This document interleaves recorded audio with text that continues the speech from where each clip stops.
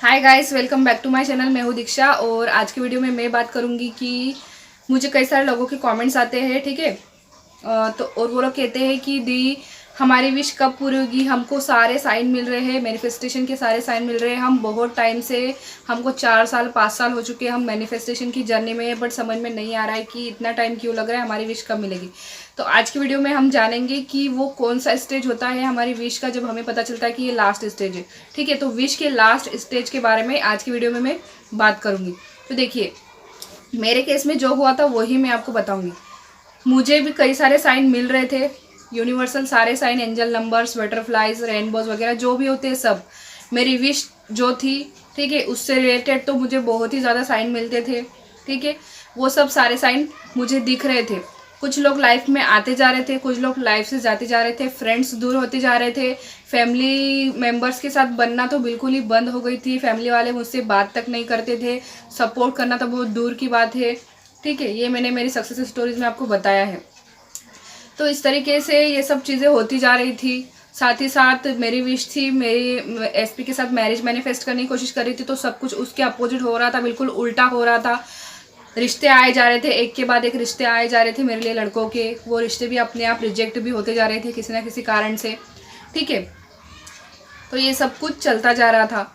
3 साल तक मैंने सब कुछ मतलब बर्दाश्त किया है, बर्दाश्त ही करेंगे ना इसको, क्योंकि हम हमारे विश का इंतज़ार कर रहे हैं, पॉजिटिव साइन भी दिख रहे हैं, विश नहीं मिल रहे हैं, तो फिर हम तो नेगेटिव सोचेंगे और मतलब, ठीक है।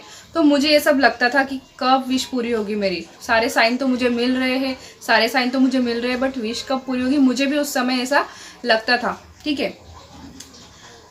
फिर लास्ट में क्या हुआ, जब तीसरा साल जब ख़त्म होने आया, ठीक है, जब मैंने ये डिसाइड कर लिया था, जब मैंने पूरी तरीके से ये डिसाइड कर लिया था कि अब मैं थक चुकी हूँ, मैं पूरी तरीके से थक चुकी हूँ, मैं अब फैमिली की पसंद से शादी करने के लिए रेडी हूँ, ठीक है।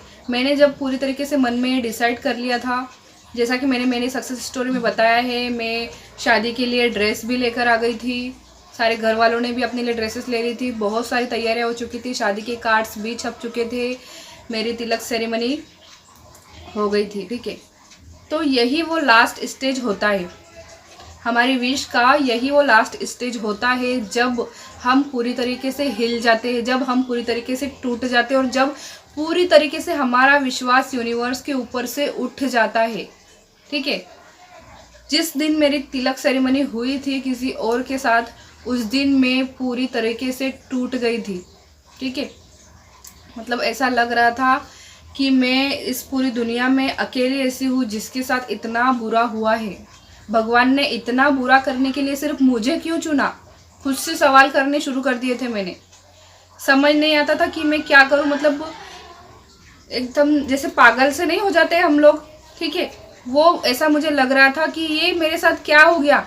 मुझे सारे यूनिवर्स ने एंजल नंबर दिखाए, सारे साइन दिखाए, सब कुछ हुआ, लेकिन मेरी तिलक सेरेमनी किसी और के साथ कैसे हो गई। बस अपने आप में ये सवाल की जा रही थी। इतनी ज़्यादा मैं टूट गई थी कि मुझे बिल्कुल उल्टे सीधे थॉट्स मेरे माइंड में आने लगे थे, ठीक है। उसके बावजूद भी मैंने सोचा कि ठीक है, जीना तो है ही, क्योंकि कुछ उल्टा सीधा कदम हम उठा नहीं सकते, वो एक क्राइम होता है। और पहली बात, वो कुछ भी उल्टा या सीधा करने से हमारे किसी भी प्रॉब्लम का सॉल्यूशन नहीं मिलता है, ठीक है। मुझे कई सारे लोग कमेंट्स करते और कहते हैं कि दी मुझे अगर वो पर्सन नहीं मिला तो मैं जान दे दूँगी, वो लड़की मुझे नहीं मिली तो मैं मर जाऊँगा। भाई और बहन, अपनी लाइफ की आप वैल्यू करो। मानव जीवन हर किसी को नहीं मिलता है, आपको मिला है उसको जियो आप। सिर्फ एक पर्सन के लिए अपनी पूरी ज़िंदगी ख़त्म कर लेना, ये कहीं सही नहीं है, कहीं भी नहीं, और ये किसी भी प्रॉब्लम का सॉल्यूशन तो बिल्कुल भी नहीं है, ठीक है। चलिए ये बात एक साइड रखते हैं। तो अगर आपकी लाइफ में सारी चीज़ें वो हो रही है जो मैंने स्टार्टिंग में बताई, वो सब हो रही है, और अभी आप लास्ट स्टेज पर अगर आप आ चुके हो, आपकी लाइफ में ऐसा कुछ होने वाला है, मतलब अभी जैसे कोई मैरिज मैनिफेस्ट कर रहा है, तो अगर आपका रिश्ता किसी और के साथ पक्का हो गया है, ठीक है, आपके पर्सन का रिश्ता किसी और के साथ पक्का हो गया है, तो ये आपके लिए सबसे डेंजर स्टेज है, सबसे खतरनाक वाली स्थिति है कि आप पूरी तरीके से टूट चुके हो, राइट। यही वो फाइनल स्टेज है, फाइनल स्टेप है जब आपकी विश पूरी होने वाली होती है।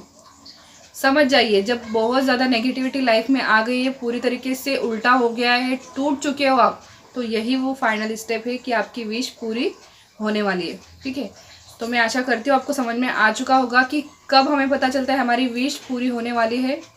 तो मिलेंगे अगले वीडियो में, तब तक के लिए आप अपना ध्यान रखिएगा। Bye bye.